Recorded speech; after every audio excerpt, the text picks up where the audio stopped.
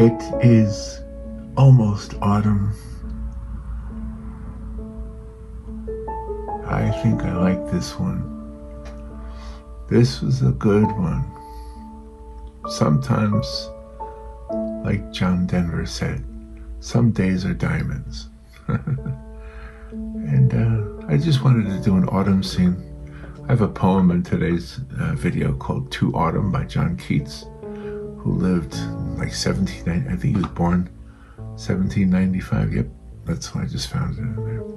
But anyway, so I want to show you how I painted this. And well, it's a limited palette and then some. So basically I use orange and black, and then as you can tell, there's some green in there.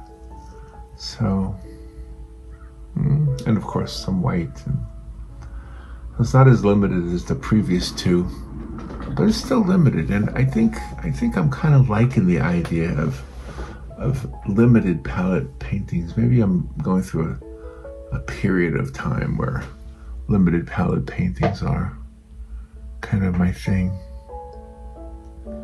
But the autumn colors are rich in this one, very rich. Yes, and I used the paints that Deb sent me. This is the box. And I have to find the English writing to tell you what they're called.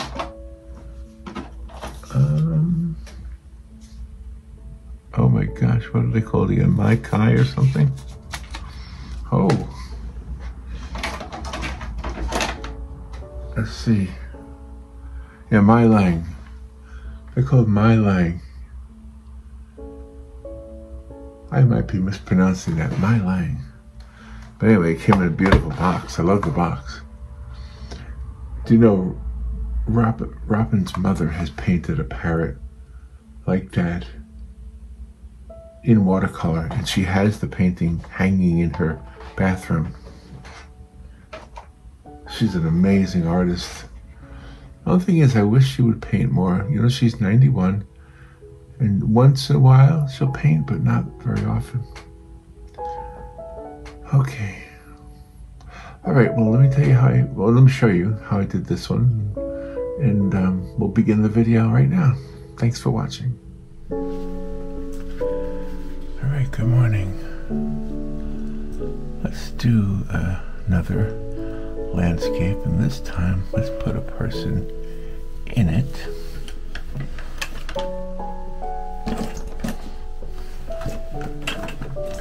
So I think what I'll do is I'll make a quick sketch so that I don't lose sight of what I'm trying to do.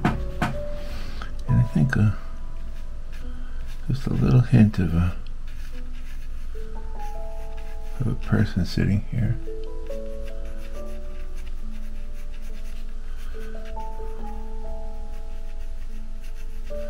Sitting on the bench.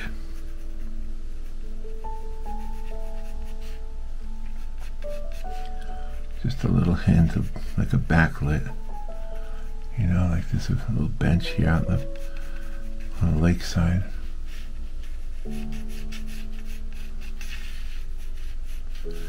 I love when I am taking a walk, a hike. I guess the difference between a walk and a hike for me is that a walk means sidewalks and a hike means I'm in the woods somewhere. So this is a hike in the woods. So I like when I'm in the woods and I come across a bench. I like it for two reasons. First of all, I always call it an old man's friend.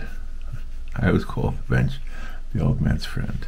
It's kind of a joke, but not really, because it's so good to sit. It's so good to sit, you know? So that's part of it. And the other part is well, let me just say it again. It's so good to sit. So there's two addendums to that statement. It's so good to sit. It's so good to sit because your legs are ready to stop and you're ready to be done with the walk, right? But you're not done. You gotta keep going. And then there's the other part. It's so good to sit, because now you're looking at the world that you're in now. All of a sudden you're in a different world, and you're looking at nature, and nature is just beautiful, especially if you can find a beautiful place. If I asked you where, okay, let's say I'm in your town, and I say to you, where around here could I go and just take a nice walk in nature? I wonder where you would tell me. Where could I go? So I know some places around here, like if somebody was to ask me that question. Now there's no one answer, obviously, because we're all in different places. But if somebody were to ask me, where can I go to just enjoy nature? Where can I go? You see, I made a mistake there.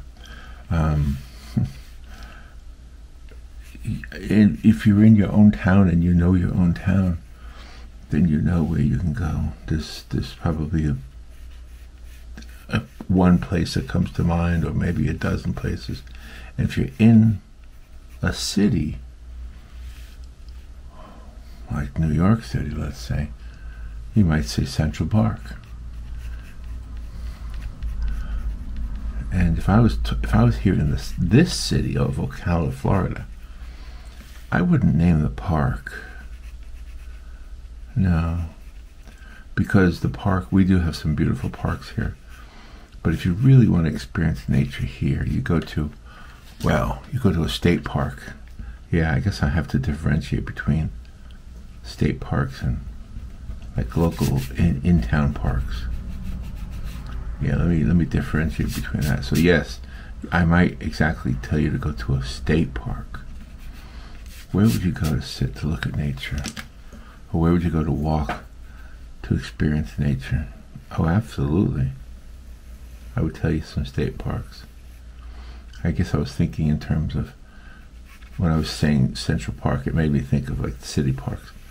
Oh, don't get me wrong, we have some nice city parks here. But New York is a little different, because you kind of have to stay in the city unless you want to drive out. And then that would be maybe what I would tell you. Just drive out. Just go outside the city someplace. There's so many places you don't have to stay in the city, as long as you can get a bus or a car or something. Right, there's our person sitting on the bench. Got to put the feet down here. They're probably cross-legged.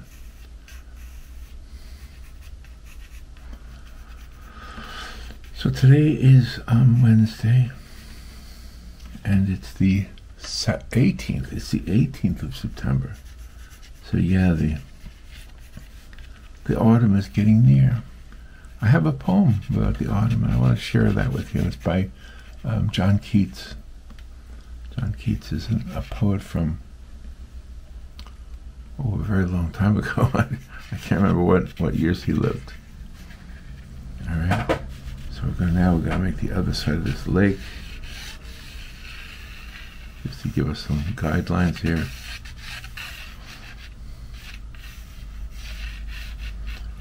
We've got some trees over here and these autumn colors. I want these autumn colors to be really brilliant. And some distant mountains. So this is obviously not Florida here. And then of course the reflections in the water. The reflections of everything. And then the foreground stuff. All right, I think we're ready to start painting it. And I want to make it another orangey picture. I guess I'm stuck on orange the last three paintings. So today I'm using these My Lang watercolors. Thank you, Deb, for sending them to me. And it's the second time I'm using them. And this particular one I did as was recommended. I made a swatch thing, and you know, it's a little, I did it backwards. This color is that color. The green is the green, but that color is that color. So I should have done it the other way, but I know what I'm doing here. So I just have to look at this now and determine which colors will be best for my painting. And the last couple of paintings, I have so enjoyed the minimum number of colors. So I'm going to try to do that again. But see, in this case, you see, there's actually a few different oranges, so I could still do orange and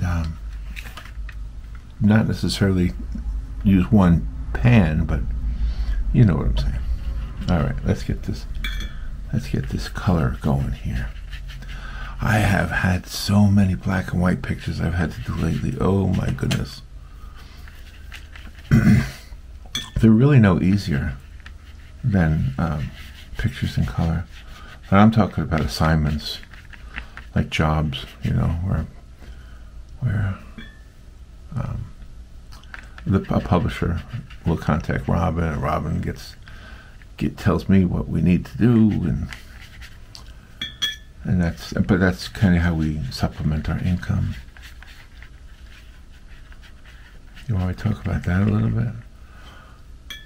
I don't know. I'll tell you how we do it, okay? Maybe that's the best way. How we do it is this. Well, let me back up. All right, I'll tell you how. This is not for everybody. I know most of you just want to paint, and you don't necessarily want to have a career in art, and I don't either. I just happen to have assignments that I get, you know.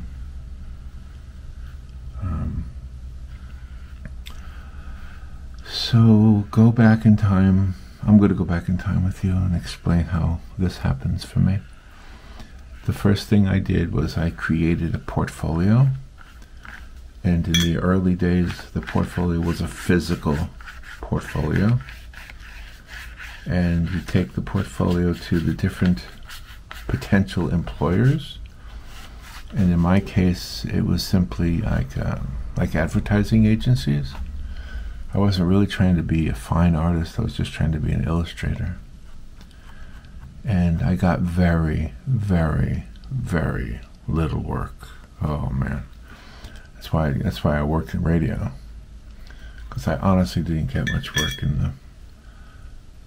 as an illustrator when I was first trying. And it's weird how life does things to you, you know? Because then later on in life I found myself getting a lot of work as an illustrator. So how come? What changed? I honestly don't know, but I'll tell you this. The physical portfolio that I used, I still have it. And it's not how I get my work. It's not. I have a digital portfolio.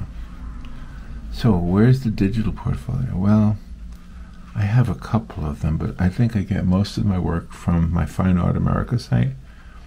So Fine Art America was something I set up not as a portfolio. This is how weird life is, right?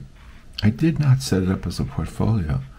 I set it up as a way to sell art. And that's something we all have talked about a lot. How do you sell your art? You know, how do you get people to buy your paintings? So that's what I did. I set up my Fine Art America page, which, if you want to see what I'm talking about, it's my name, Larry Whitler, Larry-Whitler, W-H-I-T-L-E-R. I'm not trying to sell you anything. I'm just, if you want to see it. Oh, well, I'll put it in the description anyway. That's right, I put it in the description. But anyway, it's my name, Larry-Whitler, .pixels, Pixels.com. All right, so I set that up as a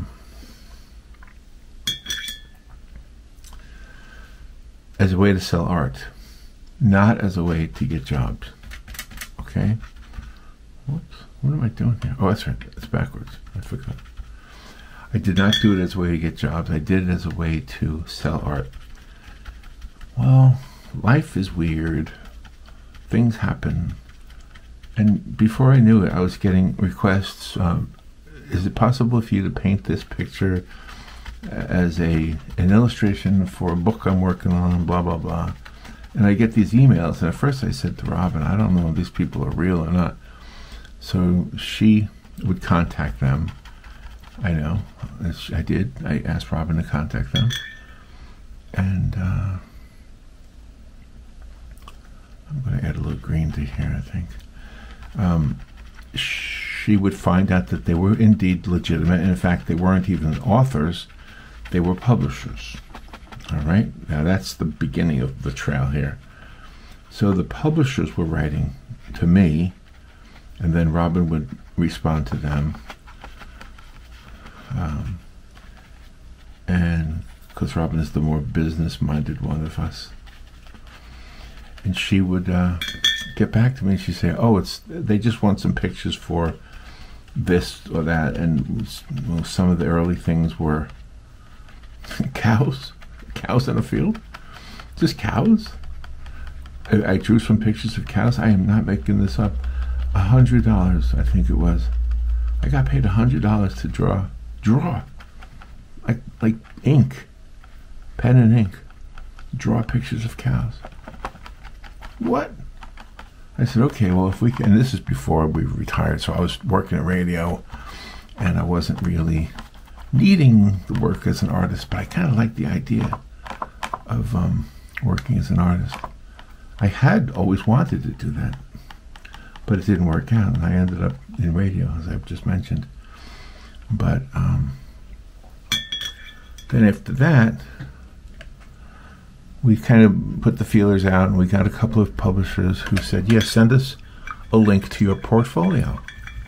Well, by this time, the electronic age had come into being, and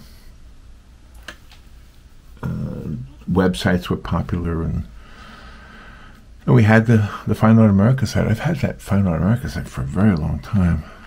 Let me see if I can find it. Oh, I can't. I turned off the browser. Well, let me see. I'll turn it back on. See, my computer makes a lot of noise when the browser is on for some reason. I'll look real quick and then I'll turn it off. Sorry. Give me a second here and I'll tell you when I signed up with Fine Art America. Okay, here we go.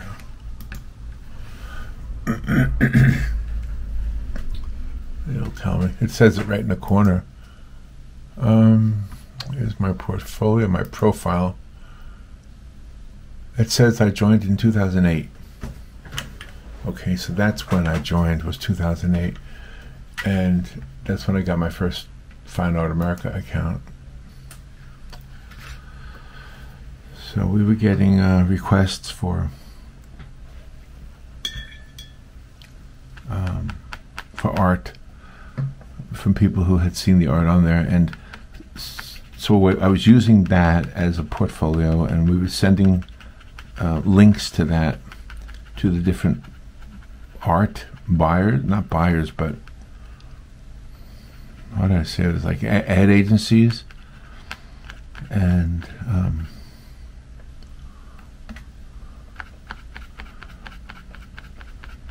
who else? Like book publishers, and who else was using art back in those days? So anyway, we would send them a link to the Fine Art America site, and they would see the artwork, and then they would ask if we could do this, that, or the other thing. And usually it's a picture for an article or a cover for a book. I did a few covers for books, and Robin and I started doing our own children's books. We just wanted to, because we had already had a children's radio show that we did on Sundays called Robin and the Giant. And yeah, some of you have heard of it, right? So we started doing that and making our own books anyway. So we had made kind of a name for ourselves, and then I started doing the Instagram and the Facebook and all those social media things that I now do every day. I do them every day.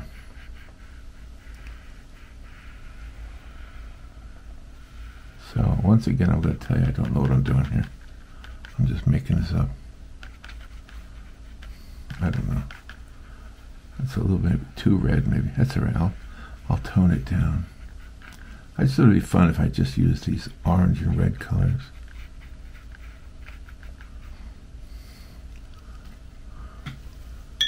Some of these yellow colors.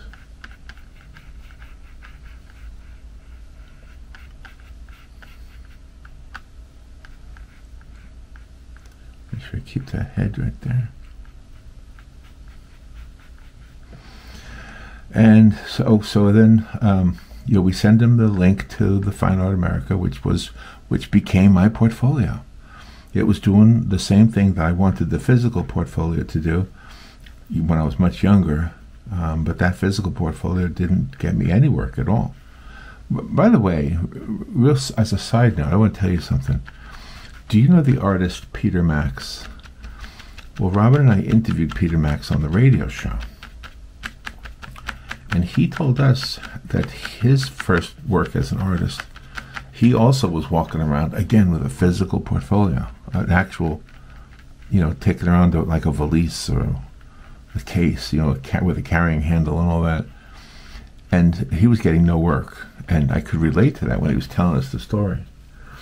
And he said what got him his big break was he had some work in his portfolio that was what we now know as the signature style of Peter Max. But he wasn't showing it to anybody because he didn't think it was anything. It was just him having fun. But one of the art directors that he went to see saw what he had done and said to him, "What is that? I like that. What you have in your portfolio. Show me that stuff."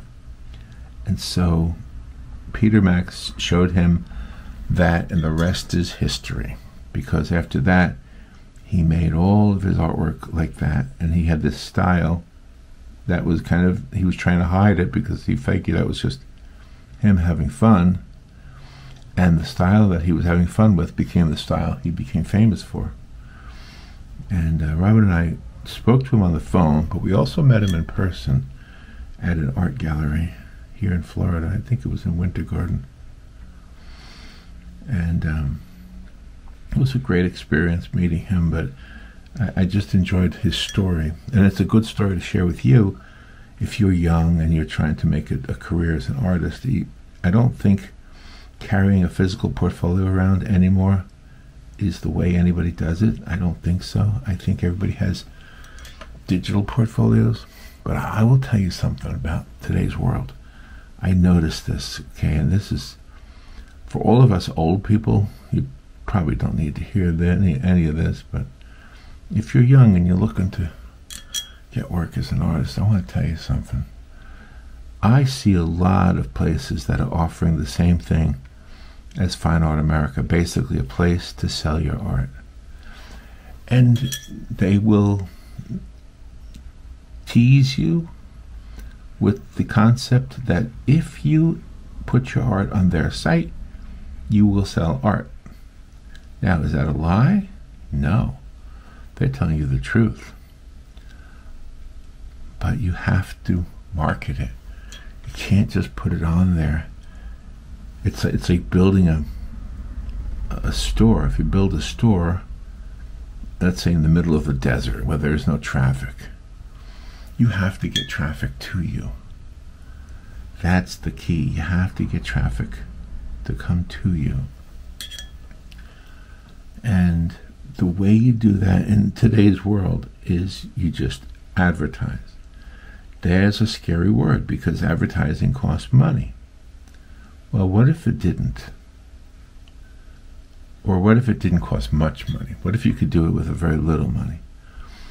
Well, I would use, first of all, be careful who you listen to, because every radio station, trust me, I worked in radio, every newspaper, every magazine, they're all going to tell you that if you advertise with them, you will have success. And maybe you will, but you got to be careful, because maybe you won't. That's the key. You got to be careful. So my suggestion is to try simply getting the word out by what we used to call word of mouth, but now I would just say social media. I would just say try to use social media to get the word out. Put your art on social media, write a little blurb about it. You know, maybe, like, I like to sometimes put a quote from a poem, like I'm going to use a poem today for this picture. And just get people to start to follow you. And I know that sounds obvious almost, but a lot of people aren't doing it. So you have to do that, okay? Did I lose track of you? Did I lose you? I didn't mean to lose you. I think I lost myself. But the idea is, if you want to get work as an artist, you have to have a portfolio.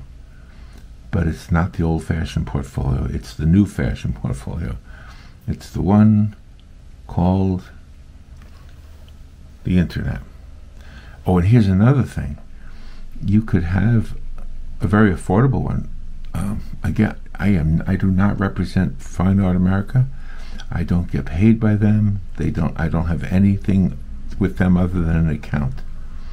So the reason I like Fine Art America is because they do a good job with the printing when somebody wants a print, but it also serves as a portfolio, which makes money because publishers, etc., will find the art, or you can send it to them.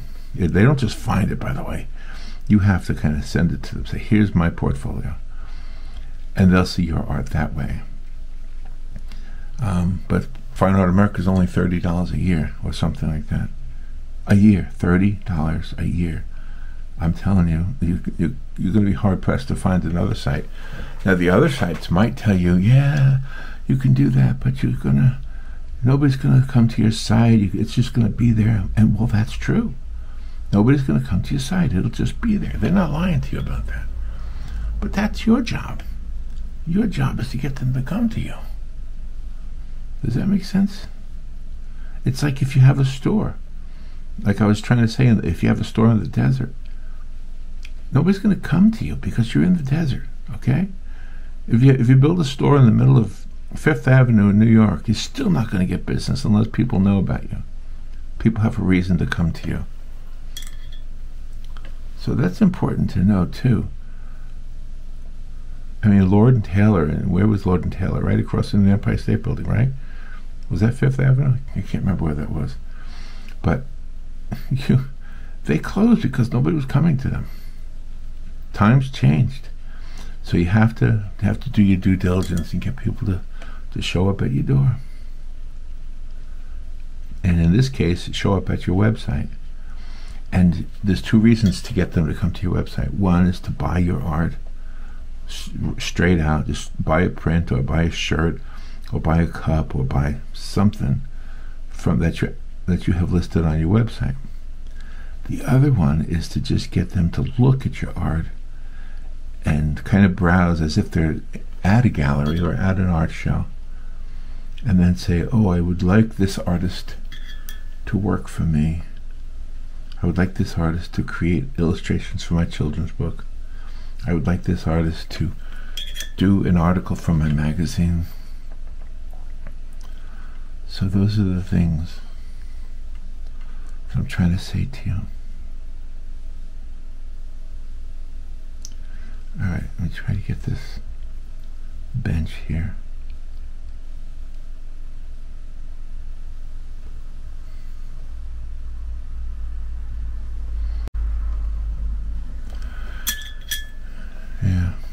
Yeah, I don't do, well, I do a lot of what I just did. I do tell people a lot. People ask a lot about making money with art. And I get it. It's a tough world. What are you going to do, you know? You have to do something to make money.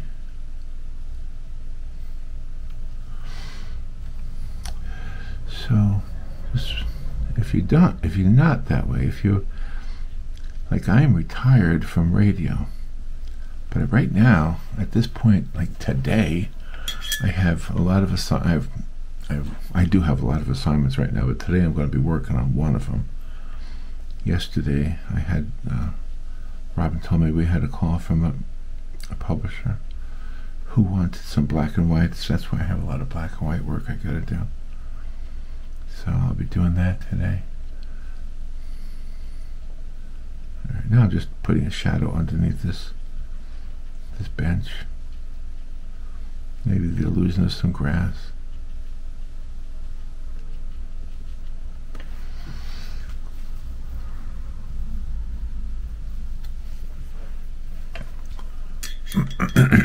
There we go. So let me let this dry and I'll read to you the poem by John Keats. Then I'll come back to this.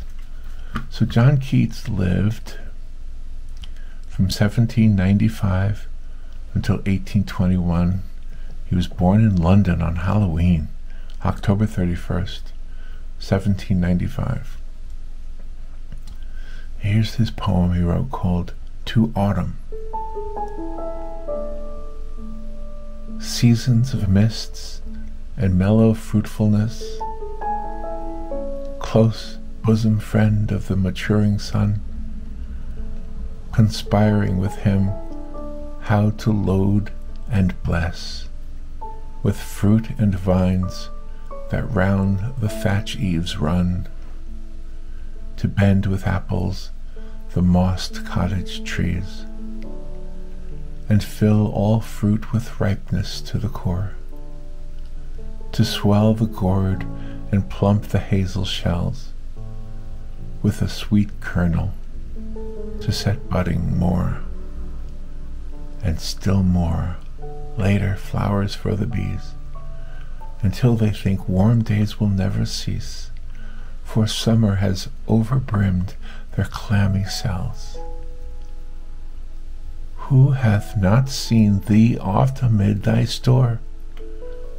Sometimes whoever seeks abroad may find thee sitting careless on a granary floor, thy hair soft lifted by the winnowing wind, or on a half-reaped furrow sound asleep, drowsed with the fume of poppies, while they hook spares the next swath and all its twined flowers.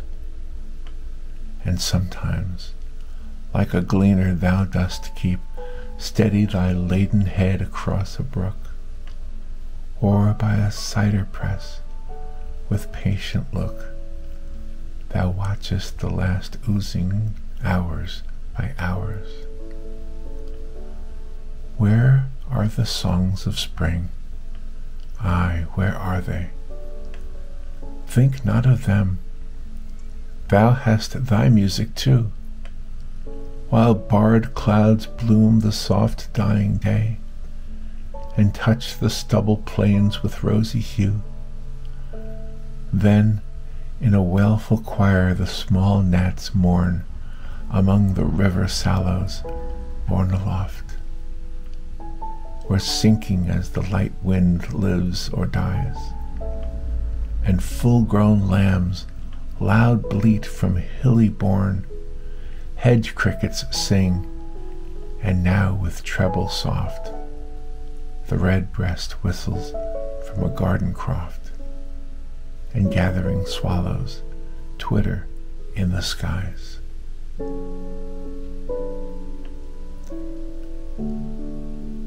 That's a painting in words, isn't it? It's, again, that's titled To Autumn, and it's written by John Keats.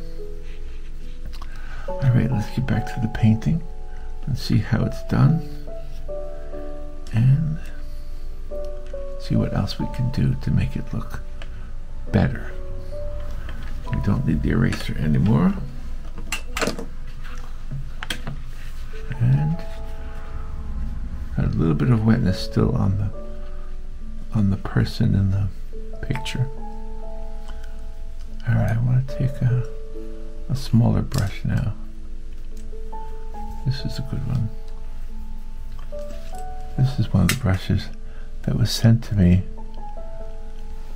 from Deb. It's called Princeton. It's a Princeton brush, if you're curious. It's a very nice brush. I'm liking these brushes a lot. Okay. Let's Try to make some of those trees in the distance.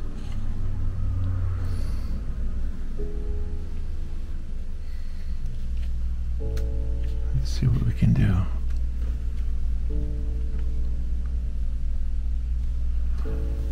Just make some trees, keeping them orange.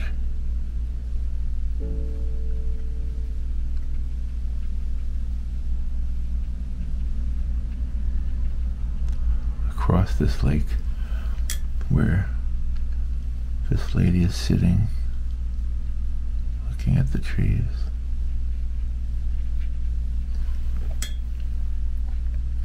So every tree has to be painted twice because every tree has a reflection.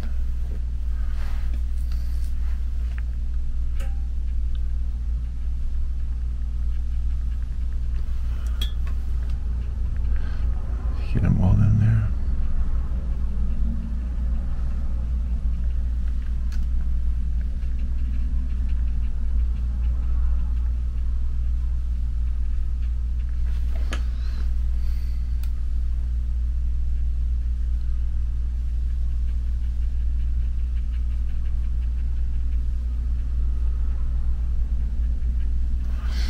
Yeah, just kind of make these tall trees, make them reaching up into the sky. Why not? Why not? There's no rule that says they can't reach up into the sky. So let them reach up into the sky. And all these trees. It's funny how, like, the poem that we just read from John Keats, how it gives you a hint of what life was like for people who lived back then. You know? The world was so different from what we know. So different. A lot of times people say the good old days and they think back to some of those times that they didn't even live, you know, because we romanticize some of that stuff. But the truth is, the world was very mean. It's still mean. But I think little by little we're starting to realize that we were mean. We were kind to our own kind, and we were mean to others. That's probably the truth. But that's the way the world was, even in biblical times. Not that it was right, but it was growing pains. It was obviously something God wanted corrected. I mean, almost all of the how to live lessons from the Bible are about living in peace and loving one another. The how to live lessons. Yes, those are good lessons.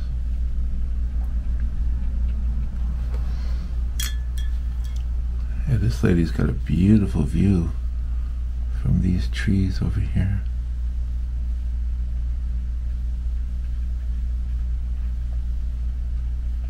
I think so. Be a nice place to sit and just look at the distant colors of autumn. I like when poets write in such a way that you can visualize something. You can see in your mind, you can see what they're talking about. It's almost like painting with words. It is like painting with words.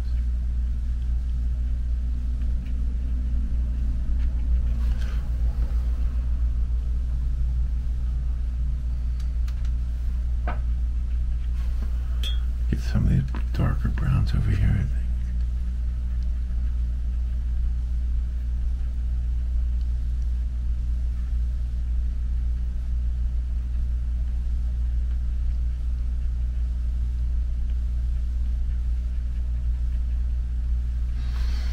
Kind of nice, isn't it?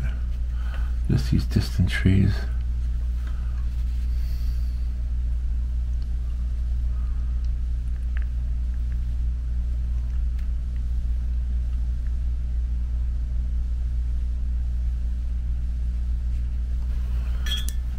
keep it wet. I find that I'm using the dry brush a little bit here.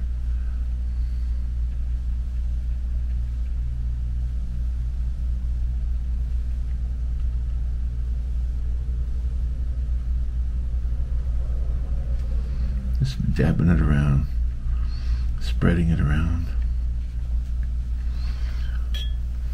making a picture. We're making a picture here.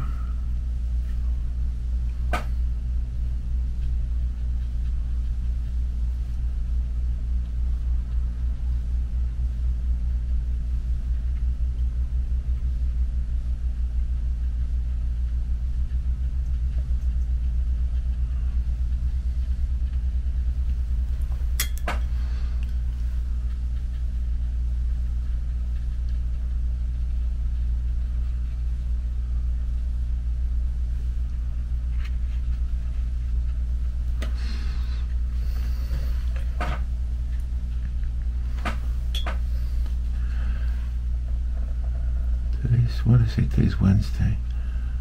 So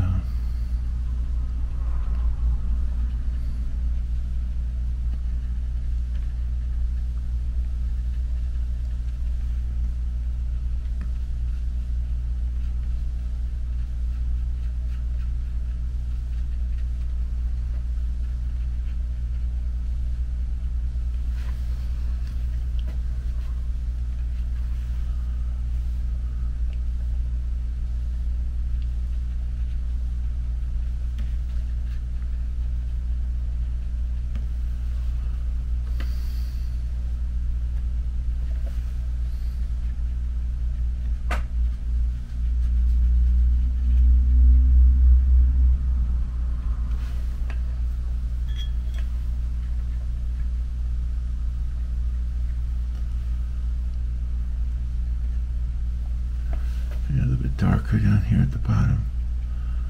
Some of those mysterious pieces across the lake, you know. The places you wonder about. Say, I wonder what that is over there. I wonder who lives over there. Hey, you know what I heard? Our neighbor told us that there was a bear sighting in our neighborhood. A bear. More than one, actually. Bears, plural. You don't want to mess with bears. They're cute looking, but they can not only hurt you, they can kill you. So you gotta be careful. I don't know if any bears have been seen right here, but they actually said in our neighborhood. So I remember this is a few years ago, but I remember when coyotes used to be out there. I would go out, because I had to go to work really early when I worked at the radio station. I had to leave very early, like in the dark, like 4 o'clock in the morning, to get to the radio station and get the whole show started, because the show went on the air at 7. So I had to get there early to do the show prep and all that stuff. And once in a while I'd go out to my car and there'd be a coyote looking at me. It's like, oh, geez, just stay right there. Let me get in the car and then I'll be good. And then I would let Robin know, hey, there was a coyote outside, because she would always come to work after me. So just be careful of the coyotes. Here we go. A couple of dark areas over here.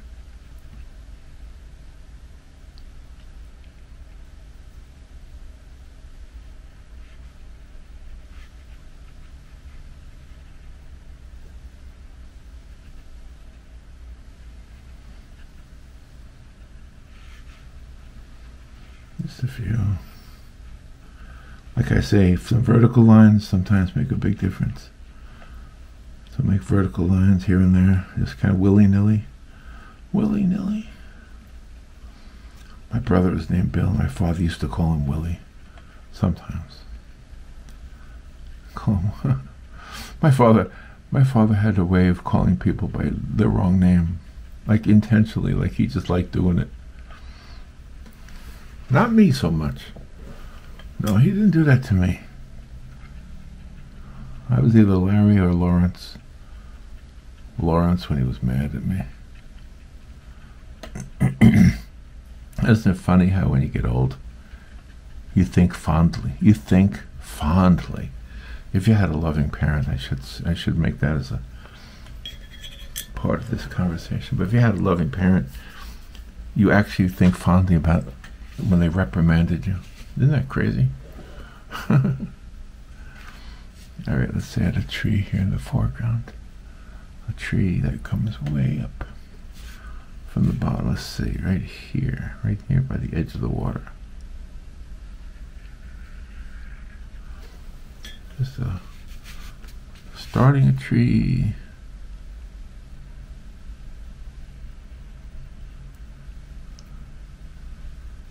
There we go. A little bit floated at the bottom where the roots are.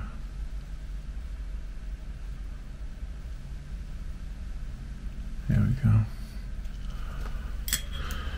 Let's do another one. Let's do another tree right here.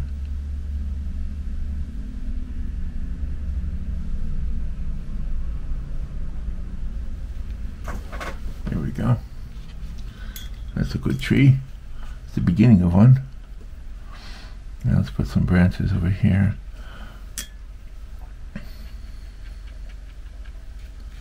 Over here. Just put them all over the place. Let's make this guy a little bit wider on the back side here. It's like twin trees. There we go. What did Bob Ross say? Happy little trees. Happy little trees.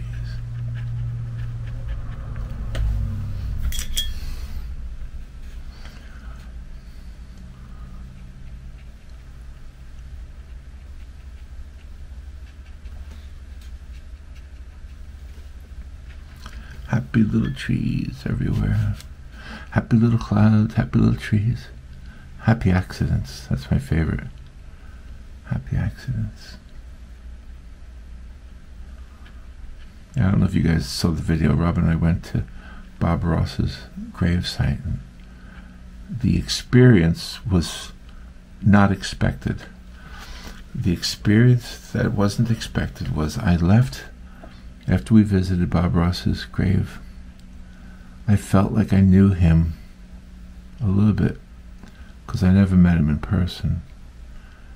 And he was such a like iconic figure, you know, like George Washington or anybody who's famous, you know, John Lennon or Elvis Presley or Frank Sinatra or any movie star. They have a bigger than life feeling in our minds. But when I went to his gravesite, something made me realize that he was just like me. You know, there's a human being laid to rest in that spot, and that human being made a difference for a lot of artists. I honestly didn't discover Bob Ross in those years. I kind of heard about him, but I didn't really watch what he did. And then later on, I was so intrigued by what everybody was saying, I started watching him. I watched old videos of him, and then later on I watched a documentary on him. But when I went to his grave, I suddenly realized, you know, he's just like us, just like the rest of us. He was just a man trying to live his life. The same struggles that we all have. The same issues that we have with other people. And the one thing he gave to the world was art. It wasn't just his art, but it was our art. He gave us the freedom. He gave us the courage to just take the brush and have fun with it, like I'm doing right now. I'm having fun. I'm talking to you. we kind of get to know each other through the Poppa Paints channel and the Poppa Paints Facebook group, and some of you have written and sent me stuff like these paints and these brushes I got through the mail from you guys. I am not soliciting anything, please. I appreciate them greatly. It's so fun. It's so fun, you know, using new things. But it's just kind of the bigger thing is just getting to know other people and getting to see what talents they have, and not putting myself out as the authority or the one guy who knows everything about anything. Because I'll tell you, I don't know much about anything. You know, I was watching this thing from Neil deGrasse Tyson, and I was just incredibly amazed at how much this guy knows about the solar system and about the planets and the stars and the universe. And I thought, wow. Wow. And what do I know? I know that yellow and blue make green. I know that red and yellow make orange. Those are my skills. Those are my brainiac moments. But it's okay. We all have our own thing, you know. We all have our own thing. I just pray that we have a safe world. I'm kind of worried about our world. I kind of worry when I see stories of kids hurting each other and shooting each other, and oh my gosh, it's a real concern for all of us. I know everybody's got an idea for what's the answer.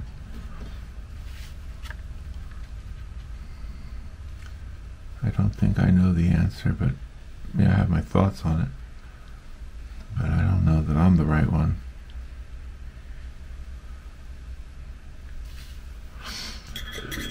Like I say, my skill set is, how do you make green? How do you make blue? Well, you don't make blue. No, you can't make blue. I can tell you that. Blue, you have to have blue. There's an interesting topic, right? You can't make blue. All right, let's get some shadows here from this bench.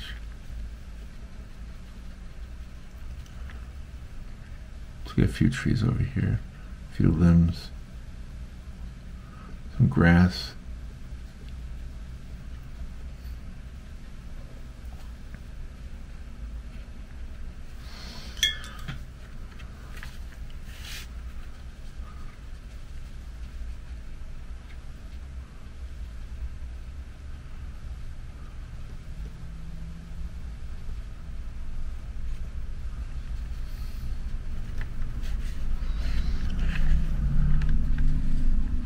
I think what I want to do with the person on the bench is I want to make them highlighted, like backlit, with a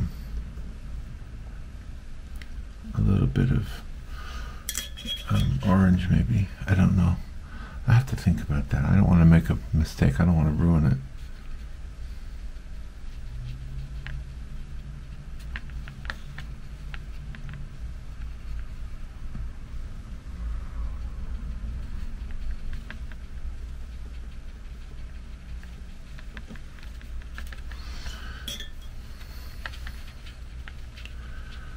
Let's use a bigger brush now. Get some of these, the foreground things just kind of pushed into the picture. It's coming out all right. What do you think? Do you like the way it's coming out? So I am using several colors. I'm using the browns and the greens, or the burnt umbers.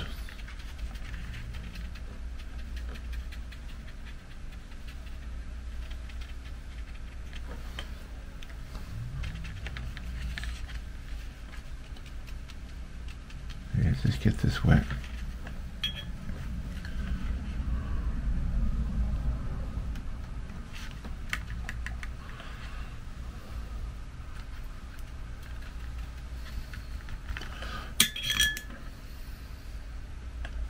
Get some of these greens in here.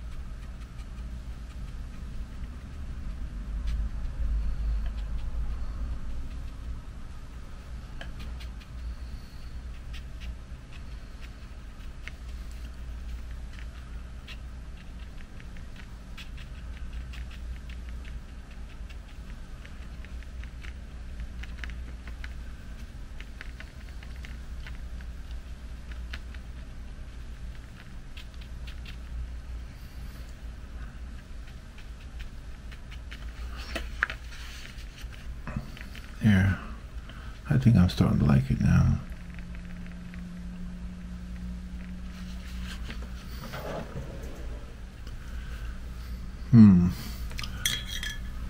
Alright, now the thought was to make a little bit of a glow on her head. I think it's a her. I think it's a lady. Let's see if this makes a mistake or not. I'm gonna take some of this orange.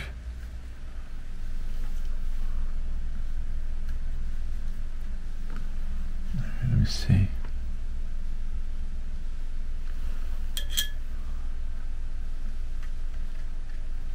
Alright, a little bit.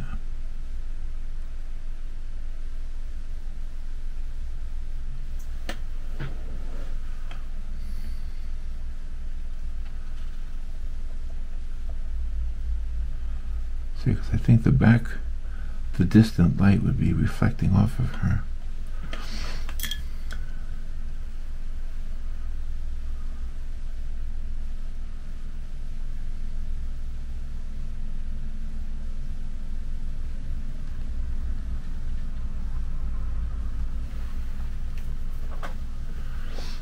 There. Should put a little bit of this orange, I think. A little bit onto the bench itself. Because that light would be hitting it. That worked out okay. And now this top. Right here.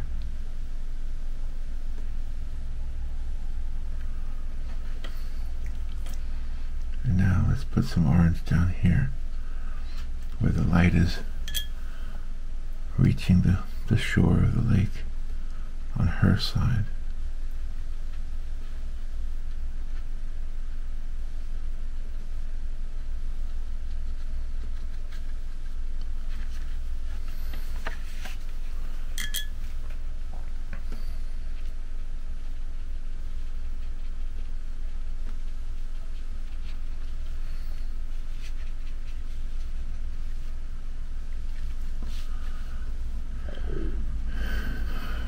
Alright, the only other thing I think I want to do is I want to take maybe some of these orange red colors and put some lines in the water.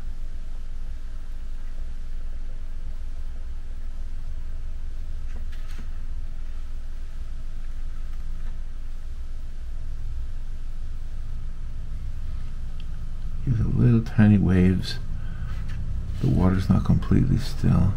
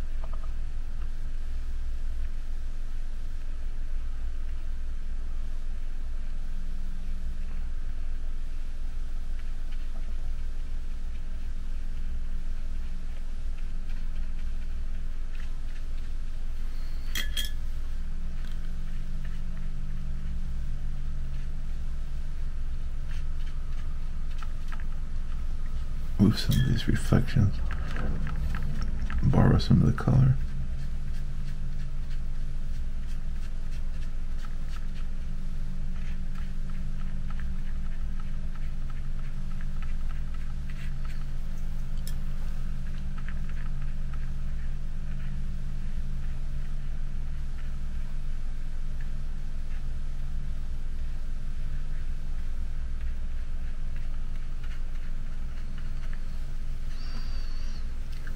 There. I think that's it. I think that's what I want to call done.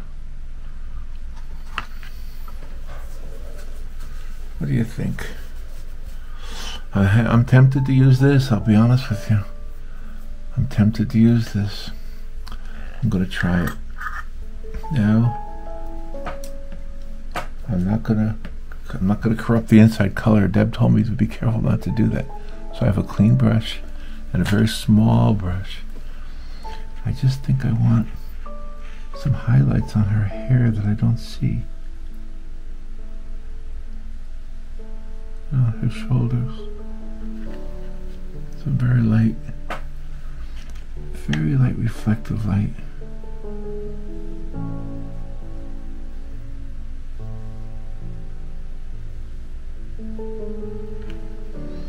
Maybe on this top of this bench too. Yes. A little bit on the bench. Little tiny bits.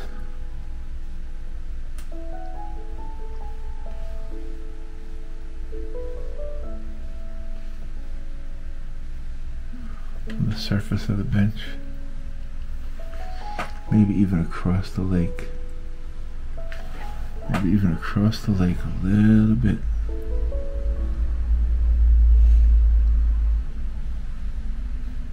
Of white.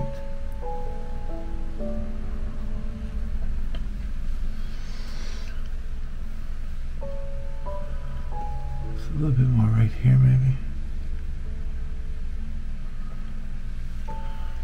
And maybe a little bit on the reflective side of the tree. Yeah, maybe the tree has a little bit of light going on.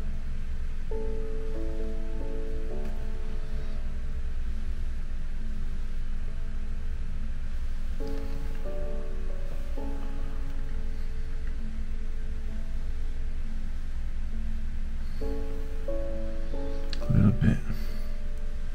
Very, very tiny bits.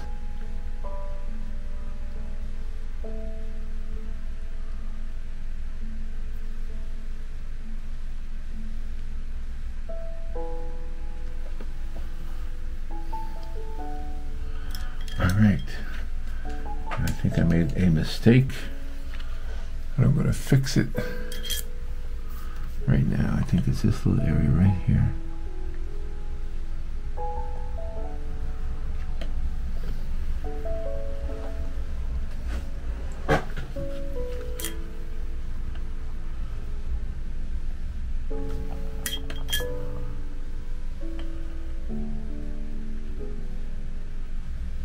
Here we go. Let's correct some of those mistakes.